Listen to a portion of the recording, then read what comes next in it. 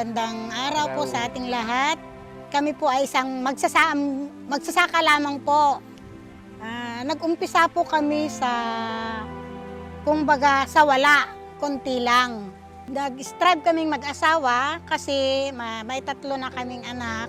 Lumalaki sila, lumalaki ang gastusin. Kaya nag-isip kami ng ibang pagkakitaan. Pinagkukuhanan namin ng pangkabuhayan namin na itong pagtatanim ng palay, saka fish pan. Siyempre, lumalaki na yung mga anak namin, talagang kulang. Kung yun lang ang aasahan namin. Nag-isip kami ngayon ng iba pang other source of income tulad ng pagtatanim ng gulay, bilang karagdagan sa aming income, pagkukunan ng pang-araw-araw na gastusin, pang-araw-araw na kailangan sa bahay.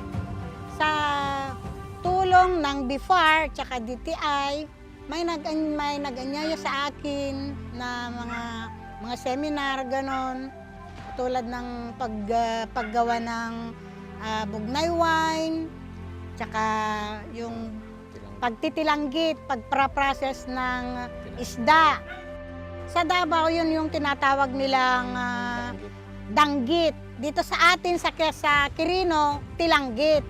Naging successful po ang pagpaprocess namin ng tilanggit. Ito po ay nakakarating na sa ibang bansa, sa ibang lugar. Proud po kaming napapasok yung mga anak namin sa mga private. Talagang tinustusan namin, nag-strive kami talaga para sila ay makatapos. Sa awa ng Diyos, napagtapos namin yung mga anak namin, 2 engineer at isang HRM. Sana po lalago pa ang aming buhayan at sana marami rin pong tumulad sa amin para ang ating buhay ay gaganda at sasaya. Kinukuha ko itong pagkakataon na ito para magpasalamat doon sa DA, sa DTI, sa BIFAR na sila ang nagbibigay ng mga fingerlings, may libreng fingerlings na binibigay. Thank you po sa BIFAR, sa assistance ng DA. Sa fish pan operation naman kasi depende naman sa kaya ng capital mo. Bagabat ang operation ng fish pan talagang medyo malaki ang investment kasi mag-i-invest ka ng 10 piso ng bawat tilapia.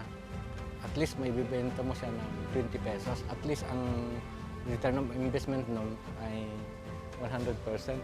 Nagpapasalamat din ako sa mga BIFAR kasi marami akong training na dinaluhan para sa mga kung paano poprotektahan yung mga aquaculture management natin, lalo na sa mga sakit dumaranas sa isda. Magandang umaga po sa ating lahat. Ako po si Glenn Paul Dacumos. Bali, ako po ay pangalawa sa aming mga magkakapatid. Nung bata po kami, kinamulatan na mga magkakapatid ang pagpa-farming. Kinabubuhay po namin, pag-fish pond at pagsasaka. Sa awa ng Diyos, nakapagtapos po ako bilang isang geodetic engineer dahil po sa pagsisikap ng aking mga magulang. Bilang counterpart ko, tumutulong po ako sa pag-harvest ng tilapia. Ako naman po si Christian. Ako po ang panganay sa aming magkakapatid. Sa sipag po ng aking mga magulang sa pagpa-farming at pag-aalaga ng isda, ako din po ay nakapagtapos ng Bachelor of Science in Hotel and Restaurant Management. Tumutulong sa kanila sa pag-aalaga ng baboy, pag-aalaga ng tilapia, at sa pagtatanim sa bukid. Ma, nabingwit kita para sa aking pamilya. Sana magsama tayo hanggang sa huling hininga.